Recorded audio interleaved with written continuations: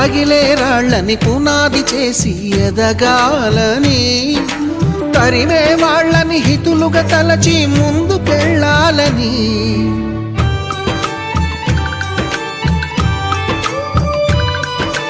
కన్నుల నీటిని కలల సాగుకై వాడుకోవాలని, కాల్చే నిప్పుని ప్రమిదగా మలచి కాంతి పంచాలని, గుండెతో ధైర్యం చెప్పెను, చూపుతో మార్గం చెప్పెను, అడుగుతో గమ్యం చెప్పెను. నేనున్నానని నేనున్నానని, నీకేం కాదని, నిన్నటి రాతని మార్చేస్తానని.